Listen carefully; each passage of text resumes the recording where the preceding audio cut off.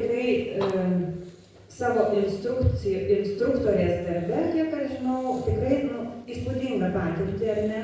Nes dirbi kasdien su žmonėm, kurie ateina pagalbos. Ir šiandien klausimas tau vienas toks. Kokią įtaką žmogaus organizmui daro grybeliai, bakterijos, sunkieji metalai ir parazitai? Nematau pradėjimą. Labas rytas. Iš tikrųjų kažkaip labai medicina mažai kalba apie šitos visus dalykus.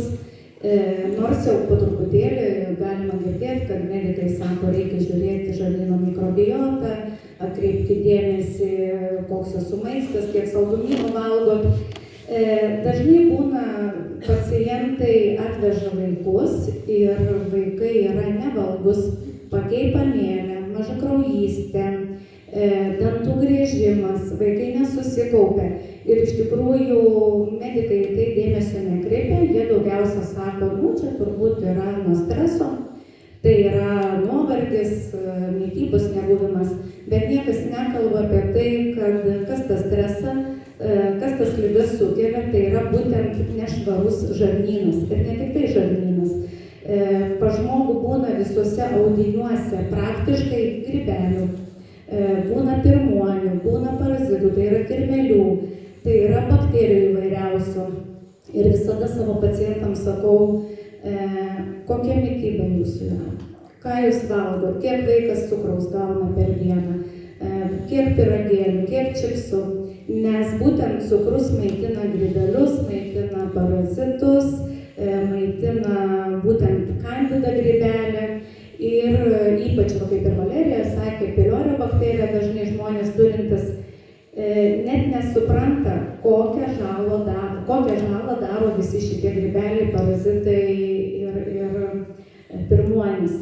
Tai pirmiausia, mes turime atkreipti didelį dėmesį į mitybą, dar kartą pakartosiu, kiek vaikai saldainukų suvalgo, kiek bandelių suvalgo. Aišku, yra sunku sukontroliuoti, kai vaikai išeina į mokyklą, nes tėvai duoda pinigus, ką vaikai deda į burną, nes jie prisiperka saldainių įvairiausių energetinių gėrimų.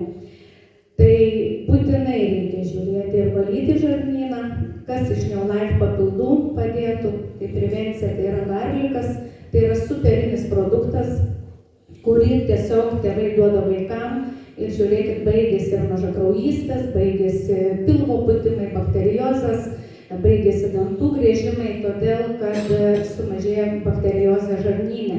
Ir aišku, yra sunaikinama tie parazitai, kurių neturi būti kitose audiniuose, kaip kepenyse, kaip kasoje, kaip inkstuose.